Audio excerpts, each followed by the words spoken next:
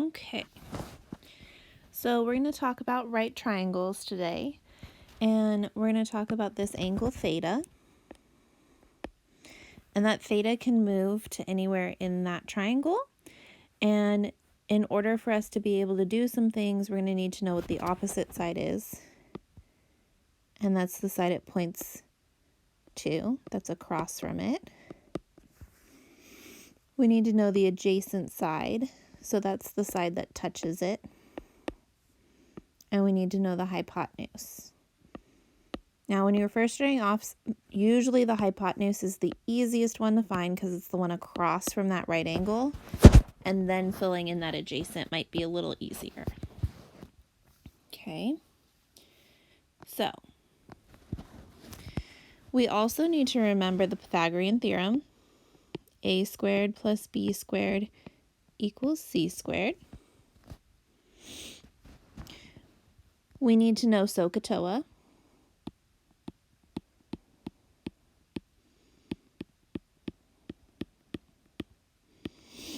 So that means that this is opposite over hypotenuse, that this is adjacent over hypotenuse, and this is opposite over adjacent. And then I'm not sure if this was introduced to you in geometry or not, but basically we're going to memorize, or you're going to take notes on and leave your notes out during quizzes, that sine and cosecant go together.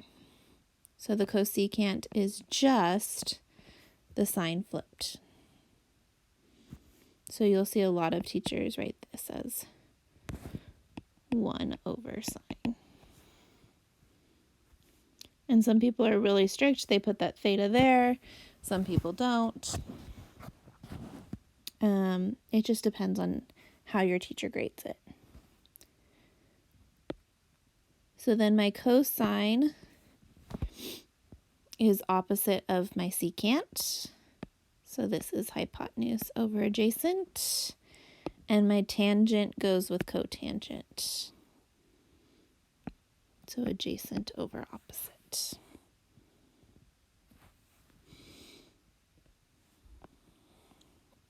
So let's do a couple of things. It says find all 6 values. When it says find all 6 values, it wants you to go and write down sine theta equals, cosine theta equals, tangent theta equals, cosecant theta equals, secant theta equals,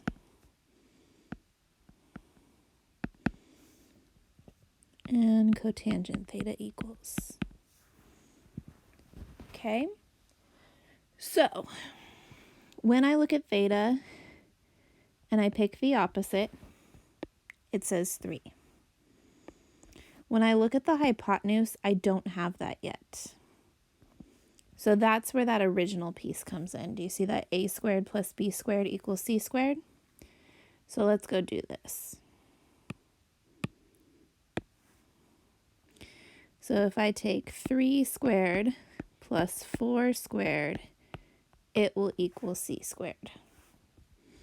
3 squared is 9, 4 squared is 16, 9 plus 16 makes 25, and 25 is c squared. Make sure you understand that that is c squared. It is not c.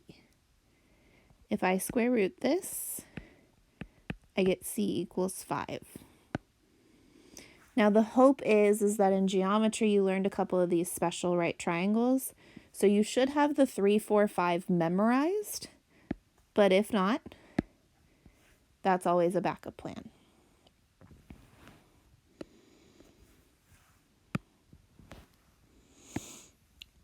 So I'm still going.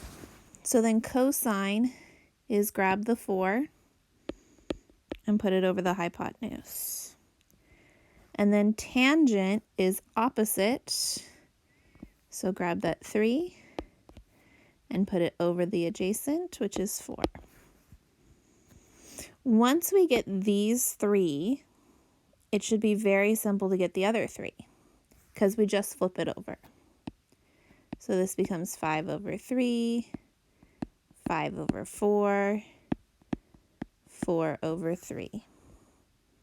All I did was flip these.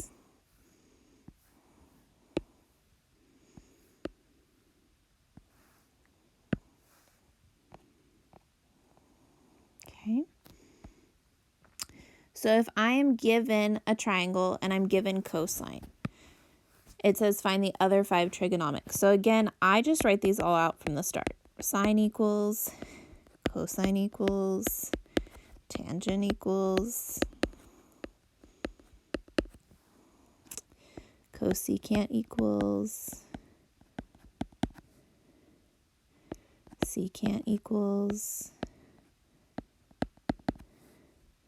and cotangent equals. Okay. For me, you need to have these there, those thetas.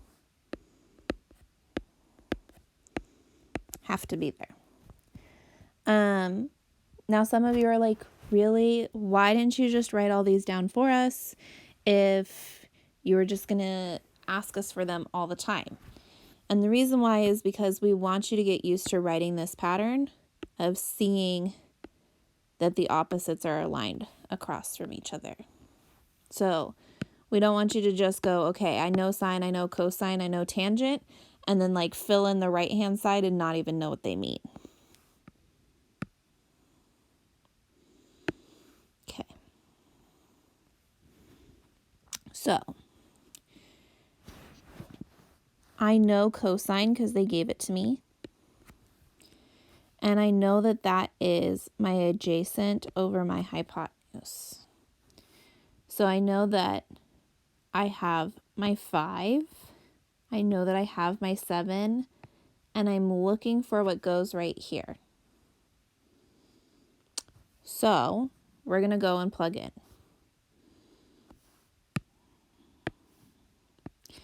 A squared plus b squared equals c squared. Notice that this would be A,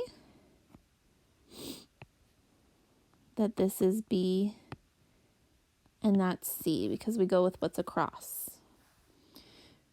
So right now I'm looking for A, so I'm going to keep that as A squared plus B squared equals 7 squared. A squared plus 25 equals 49. Subtract 25, subtract 25. I end up with A squared equals 9 minus 5 is 4, 2, 24. Okay, so now we have to square root both sides.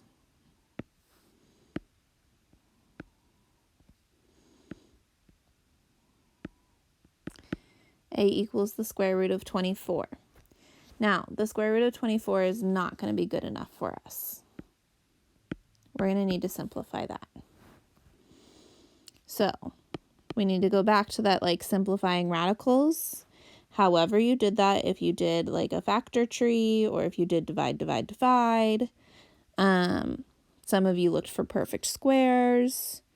So I would say I know that 3 and 8 go into this, and then 4 and 2, and then the 4 breaks into 2 and 2, because I go break it down all the way.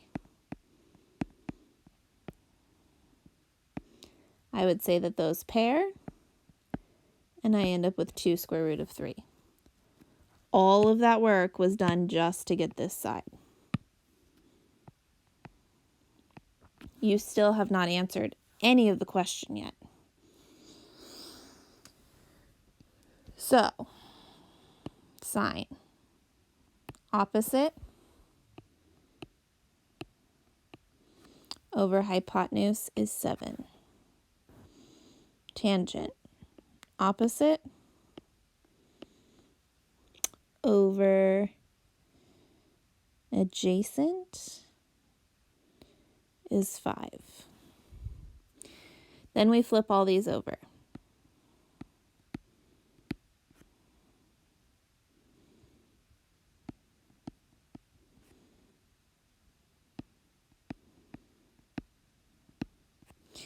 and you encounter a whole nother set of mess. So there's a rule about these square roots. You are never allowed to have a square root on the bottom.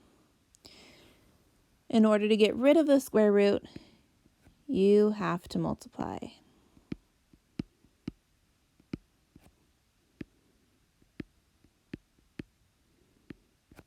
So it's kind of like when we were working with the i's. I get 7 root 3 all over 6. Now, I did a lot of steps right there in my head. So the square root of 3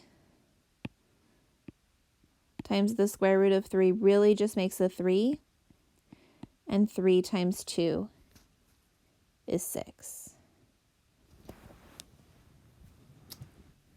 So we've gone over this in class, but I want you to remember, because it was a while ago, that that's the trick, that you just multiply the outside number times the inside number.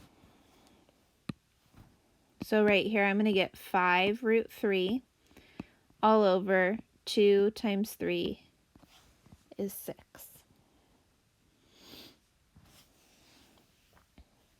And those are your answers.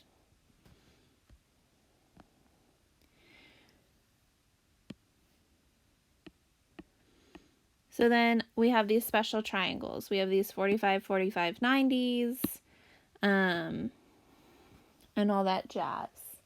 So if we're given a side of a 45, 45, 90, you should have memorized that this side and this side will be the same because those angles are the same.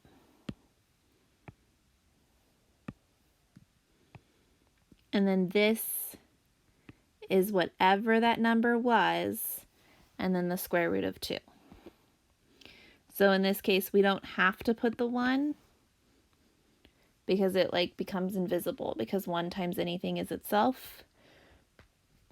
But if these were any other number, like 3, then you would have gotten 3 root 2.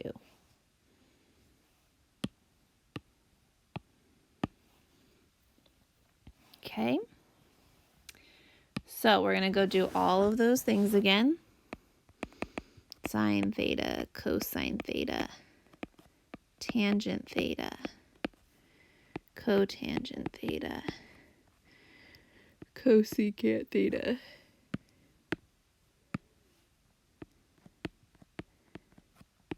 secant theta.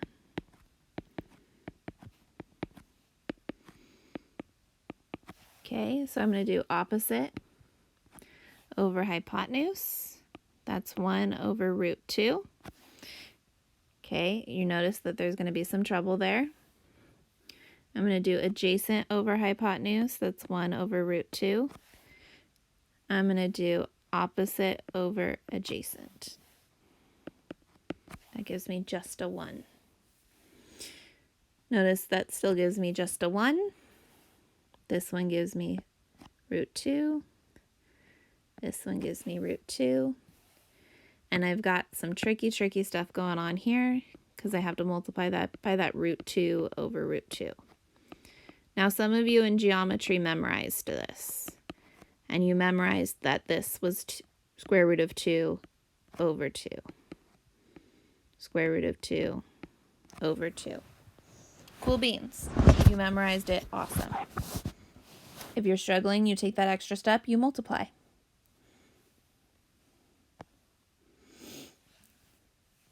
Okay. 30, 60, 90 requires some memorization. Okay. So a 30, 60, 90 triangle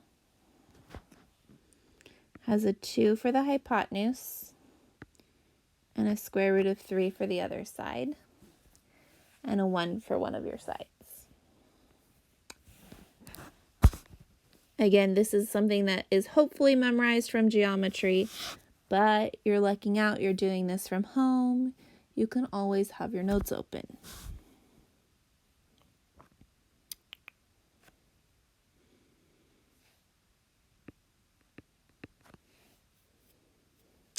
So sine, cosine, tangent, cosecant, secant, cotangent.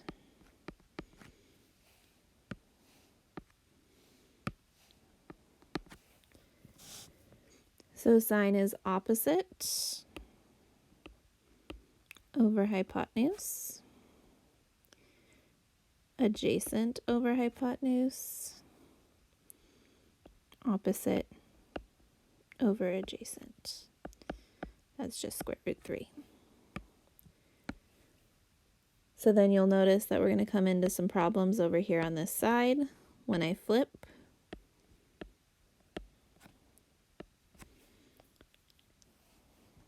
Over 1 is just 2. So I multiply. Gives me 2 root 3 over 3. I multiply.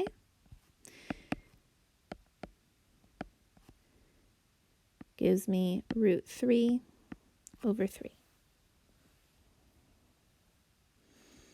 Those are all 6 of your functions, and you're good there. Okay. So I'm going to go and lecture on this in a separate video. And tonight what I want you to do is I want you to go through and practice on the worksheet that I give you on just how to do right